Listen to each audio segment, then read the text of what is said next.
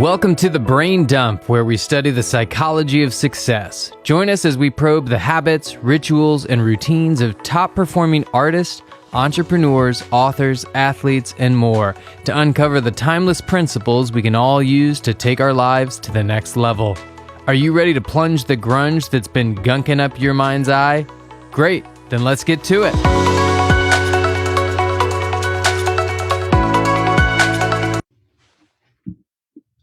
Guys, welcome to the Brain Dump. So happy to have you here. Man, I'm scared today. I'm scared because this is the theme. This topic is the theme of my entire last 2 years. I don't know if I'm winning or failing at that, but we got our amazing co-host here, Mr. Anthony Vicino, in the house. How are you doing, brother? Vicino? Oh, Vicino. Sorry, my fault. See, we're just going to leave that in there. I love it. Oh, I'm doing good. You know, recently, this actually ties in pretty well with something that my significant other, Jamie's been giving me crap about, is that the captions on my Instagram videos, they think my name is Anthony Casino. Casino. Hey, you know what? Dude, that's an opportunity. I am such a good multifamily investor. I literally changed my name to Anthony Casino because I just make it rain capital. Boom. Rain. No, I don't know, because it's like, hey, do you want to come invest with me? It's a lot like gambling. Guys, we just house always wins. We just let everything. House. We just let everything flow. We're not cutting out of any of that. See, that the half of the fun is getting through the intro. No, we want you guys to see behind the scenes who we are as people. Not the overly processed, filtered version of us. Okay, it's time to get serious and be professional. All right. Awesome. So the topic, holy crap, emotional stability. Woofta. Because this, in my opinion, is what sets it apart.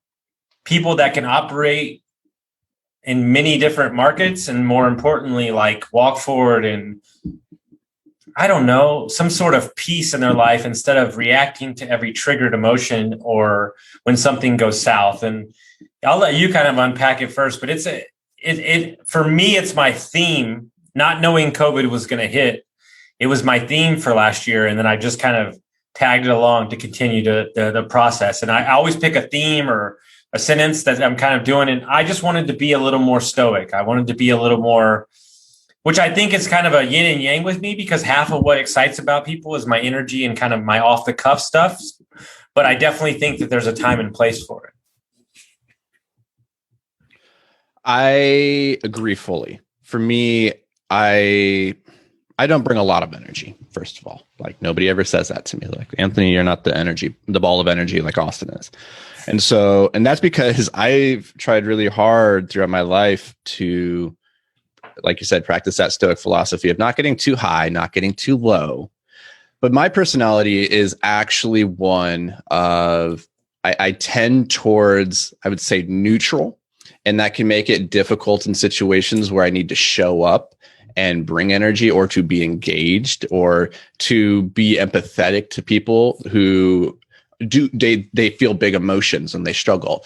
And so again, like my significant other, Jamie, she has big emotions. She has big feelings, and that's what makes her amazing. I have small feelings. And so my challenge is, how do I stretch those feelings to expand and get uncomfortable, because feelings make me uncomfortable. Well, the question that you have to ask yourself, and I'm asking you personally, do you need to stretch your emotions because you think that would endear people more to you? Or do you need to stretch your emotions because you're trying to get something out of the situation in a deeper meaning? I think at its core, we all want to connect with the world, the people around us. It's one of I think, what I consider to be one of the 4 spheres of influence. That's communication and relationship. Like, how do we connect and make an impact on lives and be impacted? Because we're humans, and that's a very social creature. When you put a human into solitary confinement, even for a very short period of time, the negative mental ramifications are immense. And so it's actually considered to be a very inhumane form of punishment to put somebody into solitary confinement.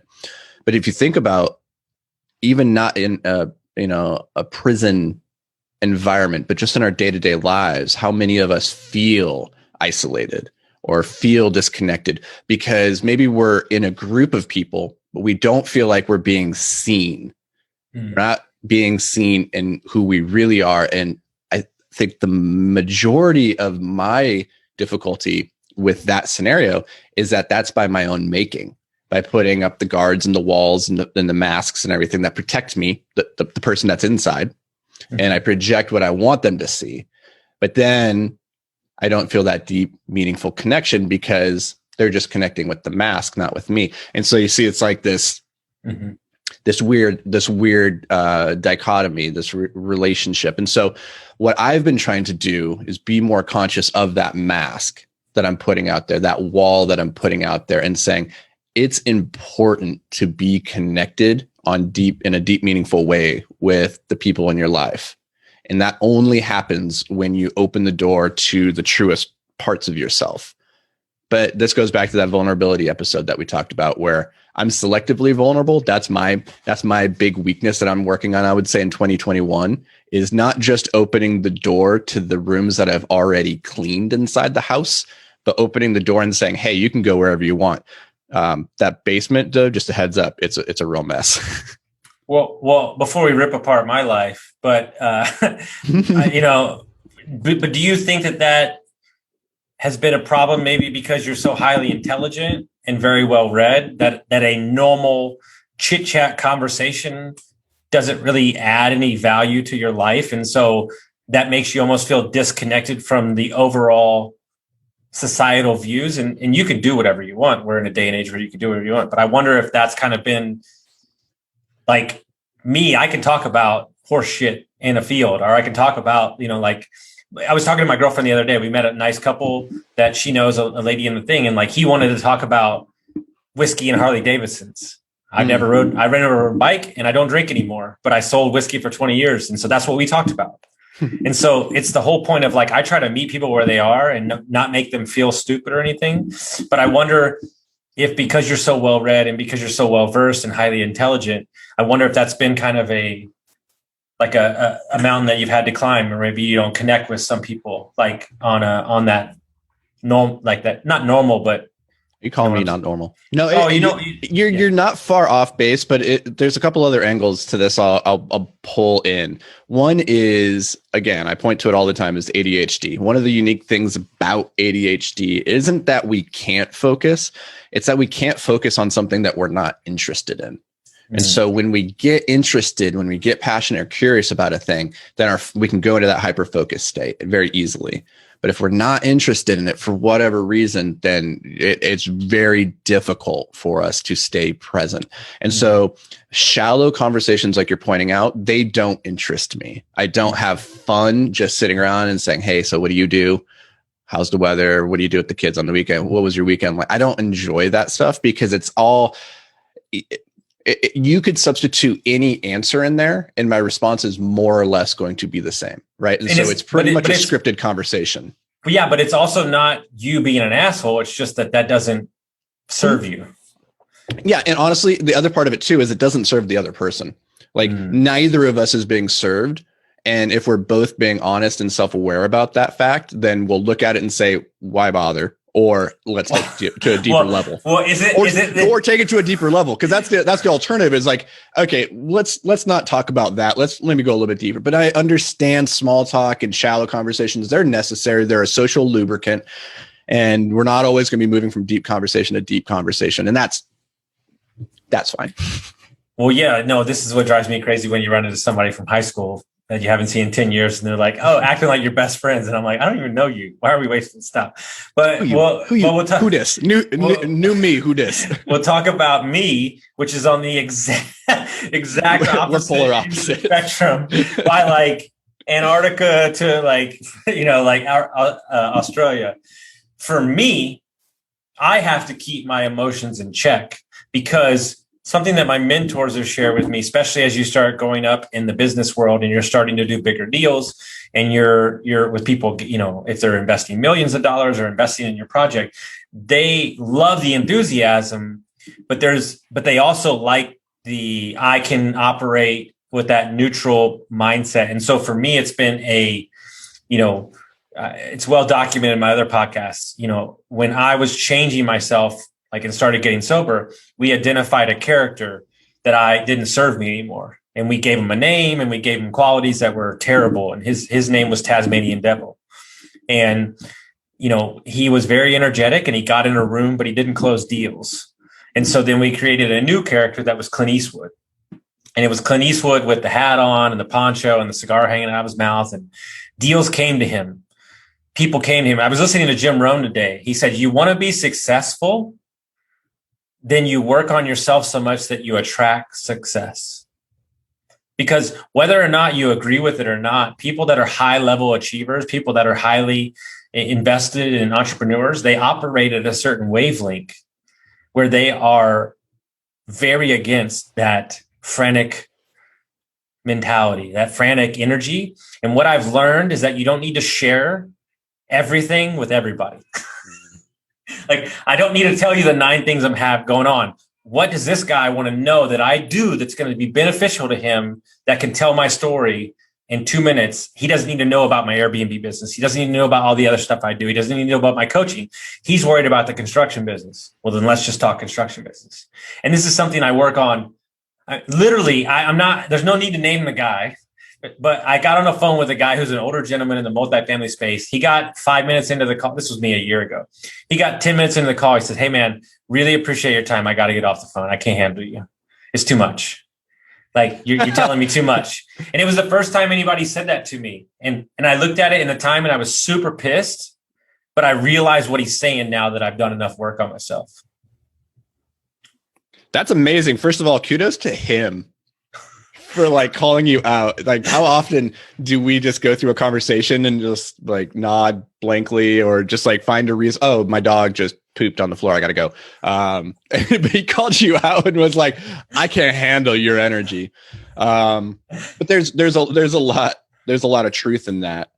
Within business specifically, I think of it a little bit like the Navy SEALs. You do not want the Tasmanian Devil next to you as you're going into a highly charged emotional battle. Mm-hmm. That's not who you want. You want the cool, calm, collected operator. And so there's this difference between who we show up as business people in business context and who we are outside of that with our friends, relationships, or colleagues. And sometimes, it is that spectrum. At different times, you have to be able to operate at different points along it to be, I think, maximally effective. But how do we recognize where we are on that spectrum, and how do we go about intentionally moving ourselves from point A to point B? Say you're like me, and my detached demeanor can serve me very well, say in a negotiation, but maybe not so good in a negotiation with my significant other, where emotional empathy is required to understand where the other person's coming from, which honestly pertains to a business negotiation as well. Well, I think one of the things you do is you properly communicate who you are as a person to your significant other or your business partner, and not assume that they know who you are. Hey, this is me. This is how I am. I really want to work on doing this, but I just want to let you know. I was reading a quote today by George Bernard Shaw, and I wanted to pull it up here. And he was saying the problem with communication is that we believe that communication has actually happened. Yeah, I love that quote. It's so good. And I was like, oh my God, if that's not the genesis to every relationship that's ever existed. Yeah. Yeah, so, he really nailed it on the head with that one. We should say it again because it was so good. Do you remember it verbatim? The problem with communication is we believe communication has occurred, or something to that effect. Yeah, it's exactly that. Yeah. And honestly, it's good to repeat it, because one of the things that I've learned in business in the past is I think I'm communicating myself very clearly, say to employees or, to colleagues, partners, and I'll communicate myself a few different ways and different times, and it still doesn't land. It doesn't get through for some reason. Then I'm left frustrated later because I'm like, we went through this like 5 times, and you have to recognize like 5 times might not be enough. It might need to be 20 times, it might need to be 30 times. And so communication is really an act of repetition and consistency. And if what you're trying to communicate is, hey, this is who I am, well, that's an inner identity thing that you have to be communicating clearly and consistently always, because we do not like people who are inconsistent in their identity and behavior. It's a thing that pretty much no human looks at and says, that's a good trait to have. That person's inconsistent. No, 100%. And so on that scale, I'll just talk from my position. I've studied a lot of Trevor Mao, who, does the neutral thinking with Russell Wilson. I've studied a little Stoicism. For me, it's just understanding that I think the most important thing is understanding that who you are in that moment of despair or that moment of, holy shit, this is going bad again, has nothing to do with the actual deal that you're in. It has to do with the way that you felt when you were a kid, or the way that you felt when you were 15 years ago. And just detaching myself from understanding that it's not actually the deal I'm stressed about. It's about emotions and triggers that the deal is presenting inside of me that is really affecting me, and just kind of compartmentalizing that moment in time and saying, this is just what I did when I did that. And I think it's giving me a way to realize that ultimately in this moment, it's just dealing with what's exactly in front of me. And then there's time and place to dissect why I felt that way. Mm. I think a lot, again, about the Stoic philosophy of memento mori, which is remember death, keeping at the forefront of your mind the fact that this is a finite existence and that we are just insignificant specks of dust in the cosmic swirl. And there's a lot of freedom and power that comes with the reminder that you only get one run at life. When you keep that in mind, then it helps you recall that things, they're never as big or as small as you think they are. Whether you are prone to thinking it's the end of the world or you're prone to thinking it's no big deal. Regardless of which side of the spectrum that you're on, things are never as big and they're never as small as you think they are. They're bigger and they're smaller. And when you can remember that, like that this universe is a very big thing and that you are very small, and that this thing, it matters because though you're small, it's the only one you get, then you start showing up in different ways. If you're, I would say in Austin, because this episode's about emotional stability, and you're on one end of the spectrum, which is, I think you probably feel things bigger than I do. And I'm on the other side of the spectrum. I feel things smaller. And so we need to find a way to bring ourselves more into balance, into the middle, because I think it's Buddhism that says the middle way is the way, or something like that. It's like finding that middle way through existence, but that's hard.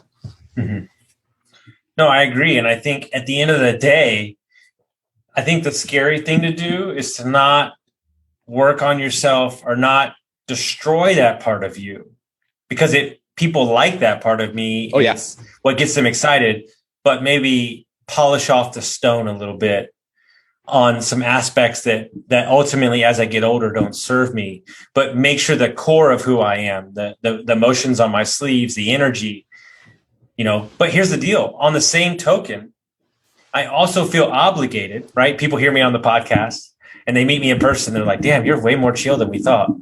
And I'm like, and so like in the same token, I guess really the art of it is learning when to turn it on and turn it off. I think that's the bigger question that I'm asking myself as I'm thinking it in my head. Yeah, we all contain multitudes, each one of us. We have thousands of different people that we are inside of us regarding who we show up with. So if I'm in the room with Austin, I'm a different person than if I'm in the room with my significant other, or if I'm going into a business meeting, or if I'm at the checkout line at the coffee shop, right? Like we all show up at different times in different places in different ways. And so you don't forget who you are, but I think emotional stability, a part of it is understanding which version of you like dialed up on the spectrum is right for which situation. And that takes a lot of self-awareness, a lot of self-actualization to recognize, okay, this is my baseline. This is where I need to be going into this conversation. And a lot of that, I think, is served when we keep in mind this idea of what's my outcome? What am I hoping to achieve on this phone call with this older gentleman? Do I want to wow him with all the things that I'm doing? Or do I want to work with him on one particular project? Okay, if I want that one project, that's what I'm focusing on. That's who I'm showing up as right now, is Austin Linney, that guy, not these other Austin Linneys. And so it's all about starting that end state in mind, understand that there's multitudes in you and that you get to choose which version of you show up as at any given moment. Boom. I don't want to say any more because it was perfect. I want to point out that this conversation makes me uncomfortable, this particular one, emotional stability, because it's not one that I've ever really talked about, this topic. And so it's very easy to have like all of these sound bites and all these things that we talk about so frequently. It's like, I'll just pull that one over here. I'll pull that one over here. And it's like, when we're talking about things, we're going in uncharted territory. Sometimes I'm like, I don't know how this episode's going to go. Yeah. But Austin, you lead the way. Yeah, man. Guys, what we want to do with you is just to identify what actions and what emotions aren't serving you anymore, and for you to leave those behind, for you to leave those behind and step into the light of what is going to serve you in the future. And that's your homework for this episode. So me and Anthony, we'll see you next time. Thanks, everybody. Adios.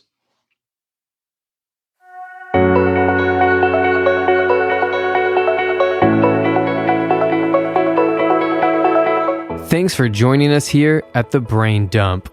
Now, before you go, it's important to solidify what you've learned here today by taking action. If all you do is listen, then you're only going to retain a small amount of the information you consumed here today. So take a quick moment to really lock in any key insights, tidbits, or pieces of wisdom that you want to carry with you into the future.